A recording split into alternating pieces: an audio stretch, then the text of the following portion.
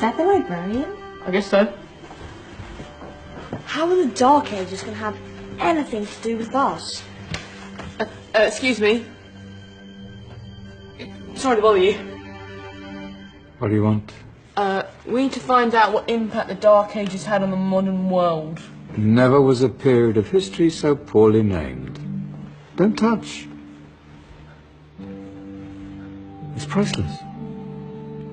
And I suppose someone's been filling your head with the usual nonsense, eh? 1,000 wasted years. A black hole in history, am I right? Yeah, sort of. You see, it's always the same. You assume it was all mud, disease, death and destruction, with marauding mobs of barbarians ripping down the good of former civilizations, burning and plundering as they went. Nothing of any worth invented either, eh? Oh, no. Go on, Geoffrey. Sorry to bother you. Come on, it's probably not worth it. Everyone knows that the Greeks and Romans invented everything anyway. Oh, did they now? And you're sure about that, are you? You know, I might just have something for you. You seem to be up for the task. I suppose I could... Follow me. I've got just the book for you.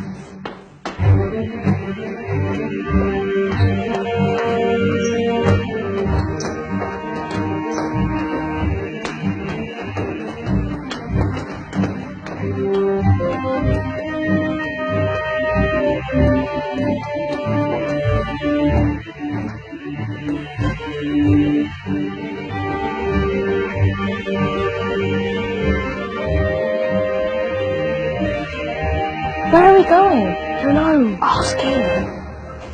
Excuse me. Where are we going? From darkness into light, my young friend. From ocean onto land. There are things you should know. Oh, yes, indeed. Yes, indeed.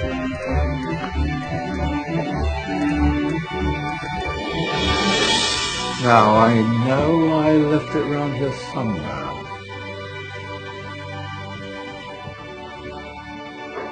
Ah, here it is. Now,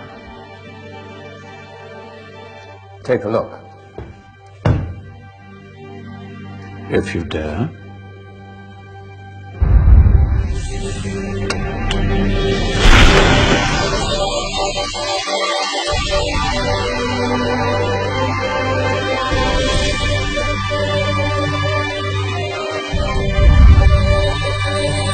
What's going on? Welcome to the Dark Ages, or as it should be known, the Golden Ages. Who are you? I am Al-Jazari, engineer and ingenious inventor. I thought you said this was the Dark Ages. It doesn't look very... dark. That's because it's all a matter of perspective, my soon-to-be illuminated friend. Of course, there are parts of the world that weren't dark at all, but in a civilization that stretched from Spain to China, the golden rays of discovery and invention shone over everything. What civilization? The Muslim civilization, my young friend. Through scholars and scientists of various faiths, some of the most important discoveries known to man were made at this time. Discoveries that drew on knowledge of the ancients, but have more connections with your modern world than you could possibly ever imagine. Like what? Well, all sorts of things. I've got to get a picture of this. I knew it was a good idea. Who are you? Allow me to introduce Ibn al-Haytham, a great scientist whose ideas led to the invention of the camera. You invented the camera? I laid the foundations for modern cameras by explaining how our eyes work. I found a way of projecting an image onto another surface through a small hole in a dark room, later called camera obscura. Think of all the things that evolved from this discovery. Cameras, cinema, all share the same principle.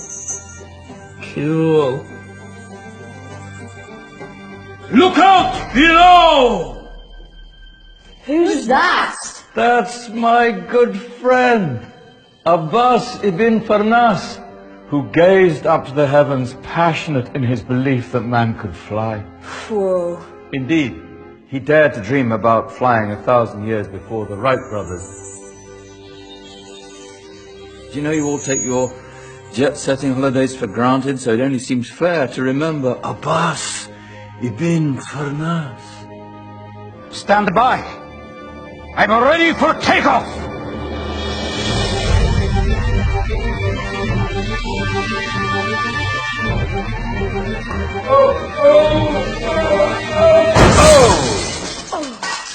You did forget one thing, though. A tail, useful for landing. My back. Is there a doctor in the house? Did someone call? My old friend, why don't you introduce yourself to my young guests? I am Abul Qasim al-Zahrawi. Many call me the father of surgery. Did you actually do surgery back then? Of course we did. In fact, many of the surgical tools that I invented are still used in your modern hospitals. Excuse me, the patient needs my attention. Scalpel? I think I may need some stitches. In that case, I'll use catgut. Catgut? From the gut of animals. Perfect for stitching up internal wounds. The surgeons are still using it today. Sorry, mustache.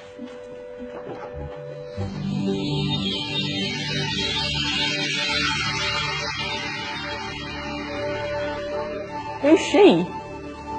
That's Maryam al-Astrolabi, one of the many brilliant women of her time. She made sophisticated astrolabes. What? Astrolabes. They show the sky and the stars on a small flat plate you can hold in your hand. Think of them as ancient calculating or timekeeping devices. Today you have your watch, your compass, satellite navigation, helping people and explorers travel the world. Science at its brilliant best. And all these things were developed during the Golden Ages. Well, that's just the tip of the iceberg. There were thousands of other inventions covering all areas of life, and in the years that followed, their influence spread across the whole of medieval Europe. So you see, it wasn't so dark after all. What about you? Me? What did you invent? Well, I don't want to be big-headed, but I made some groundbreaking advances in engineering. I suppose my most significant discovery converted rotary motion into linear motion using a crank and connecting rod. It's essential in pumps and engines. In fact, I've no idea how the Industrial Revolution could have happened hundreds of years later without such a device. Not that I ever get the credit I deserve. But my crowning glory was my amazing time-telling machine, my legendary elephant clock.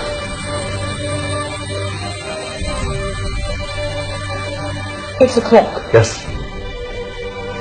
Dozens of components collected from different cultures around the world. Indian, Greek, Arabian, Egyptian, Chinese. Wow. A United Nations clock. That is pretty cool. Does it actually tell the time? Wow, yes, of course. If it wasn't for me, thousands of people would be late for everything. Speaking of time, we better get you back. And remember, spread the word. This is a golden age, and I've only shown you a tiny part of this wondrous time. There are countless other scientists and inventions directly connected to your modern world. You're just going to have to find out for yourselves.